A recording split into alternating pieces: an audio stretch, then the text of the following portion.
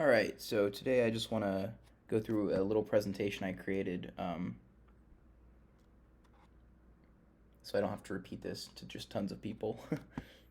But we're going to be talking about how Willy Wonka inspired Exodus through Deuteronomy. Strike that, reverse it. Actually, how Exodus through Deuteronomy inspired Willy Wonka. And if you look at the plot structure of Willy Wonka, it's basically ripped straight from Exodus through Deuteronomy, and I'm going to kind of take you guys through that. So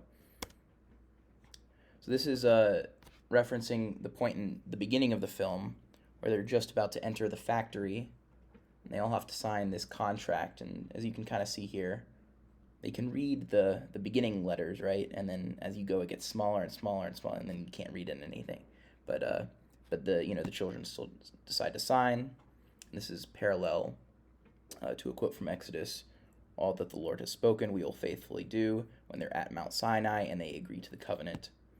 And so this is kind of the beginning. Now, in terms of parallels for kind of the whole plot of this movie, Willy Wonka would be parallel to Hashem, and then the children would be, and their families would be parallel to, the Israelites, and specifically, Charlie is more parallel to Moses. So immediately after they sign the contract, they start complaining because they're going through this tiny little room that's cramped. You can see over here, and they're being led through, and they're like, "Hey, let's get out of here!" Right after they, were so excited to get these golden tickets, now they're complaining they want out, and so obviously this is very parallel to Exodus.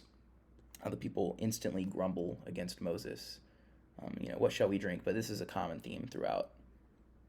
A lot, Exodus, Leviticus, and so on. Just complaining in general. But it happens immediately after the contract is signed in this movie, and I think that fits well. Okay, so the first sin, aka the first child that gets quote unquote dismembered, is representative of one of the sins of the Israelites, and obviously the first one is gluttony.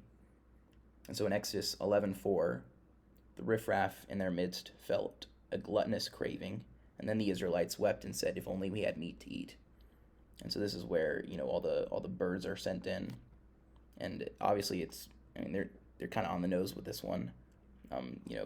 Gloop's family are all butchers. He's eating meat in that first scene that you see him, and gluttony is what caused him to be eliminated from the Torah, when he falls into the river. So that's the first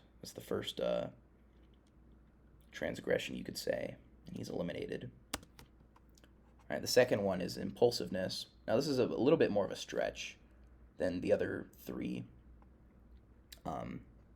but I compare the gum, a Violet Bogard and the gum to Aaron's two sons, who present alien fire. And the reason I compare that is because it kind of fits with the order, as well as both kind of channel impulsive behavior, right? Not thinking before you do, and it causes both of their demises. So, all right, this is an interesting one. So Numbers 16:32, it's talking about the rebellion of Korah. And if you remember, the rebellion of Korah was a rebellion against Moses because really they just wanted to be in charge, and they were kind of selfish and ungrateful for what was going on. And that's represented here, with Veruca Salt. And the earth opened its mouth and swallowed them up with their households, all Korah's people and their possessions. And what happens to Veruca? She's literally swallowed up. She falls into the ground, into a pit. I don't think that's a coincidence. I think they were pretty intentional with this one. Whether that was Roald Dahl or whoever was adapting the movie. And then impatience. So you remember in Numbers 15:45, and the Amalekites and the Canaanites who dwelt in that hill country came down and dwelt them, shattering blood Hormah. This is referencing the spies who convince a group of Israelites, to go up to the promised land before God says that we're ready. And obviously, they get killed by the inhabitants of the land and get routed. And I think this is a little bit different from impulsiveness. Impulsiveness is doing without thinking. I think this is impatience. I think it's represented well with Mike TV, because what does the machine do that he gets eliminated from or eliminated by? It's a machine of impatience. We deliver candy through your TV so you don't have to go to the store and get it, right? I mean, it's the old-fashioned Amazon Prime, what they thought it would be. And so I think that's different from impulsiveness, and I think that lines up pretty well with the timeline as well. The timeline is not exact, but it follows roughly, in my opinion. Okay, so now we're going to talk about Charlie and Moshe. This is an interesting one. I think the parallels are the best here. So what was Moses' one mistake? Numbers 20:10. Moses and Aaron assembled the congregation in front of the rock, and he said to them, "Listen, you rebels, shall we get water for you out of this rock?" And I can't remember where I heard this interpretation, but it's kind of the way I always looked at it, was that the sin was not that Moses hit the rock, that some people think, but that Moses was taking credit for producing the water instead of giving credit to God, right? And so he got high on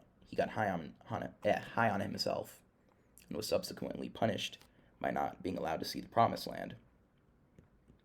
And that was because of the water. And well, you have a very eerie parallel right here. So what happens? Charlie and his grandfather drink fizzy water. It makes them float up, literally makes them high. And then Wonka uses this as justification to deny Charlie his prize, right? And so, they're both having to do with water, getting high on yourself or thinking highly of yourself, and then there's punishment involved, right? And so this is not really a parallel in in the Bible, right? But I guess the writers wanted a happy ending. They wanted Charlie to receive the factory. And so I think this is kind of parallel the gobstopper test to a test of idolatry.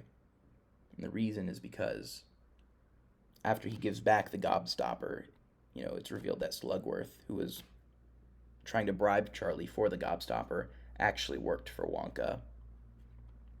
And that's, I think, parallel to the idea that idolatry is wrong because you're worshiping something lower, right? And so Slugworth works for Wonka. Wonka is higher than Slugworth. I think that's the idea there. I'm not 100% sure. But he's able to earn back the factory and the reward. And then, Deuteronomy 34:1, Moses went up from the steppes of Moab to Mount Nebo to the summit of Pisgah, opposite Jericho, and the Lord showed him the whole land, Gilead as far as Dan. And then obviously you have a very similar parallel. Charlie is taken up in the elevator to see the factory and kind of the town that he'll inherit. Well, really just the factory, but he sees the whole land. Additional parallels, which I think are interesting. The children's moral character are obviously reflected by the way their parents act in the movie. And I think this is very similar to the line in Exodus 25, talking about sins, visiting the guilt of the parents upon the children, upon the third and upon the fourth generations of those who reject me. So saying, the way you parent has consequences, and that's obviously reflected in the character traits of the children. And then this is an interesting one. If you remember Willy Wonka's factory, everything is cut in half. And I kind of have 3 quotes to explain that here. Genesis 1:27, and God created humankind in the divine image, creating it in the image of God, creating them male and female, right? So we were created in the image of God, and we were created male and female. Genesis 2:18, God, the Lord said, "It is not good for the human to be alone. I will make a fitting counterpart for him." Right? So we were created in the image of God, and man needs a companion, so maybe God needs a companion, right? And then so God, the Lord, cast a deep sleep upon the human, and while he slept, God took one of his sides and closed up the flesh at that site. So I think the parallels really show here with how Wonka, everything in his office is cut in half because he's incomplete. Is what it's trying to say. So anyway, that's basically it. I hope that was entertaining or informative or in some way, and it wasn't too much of a waste of time. So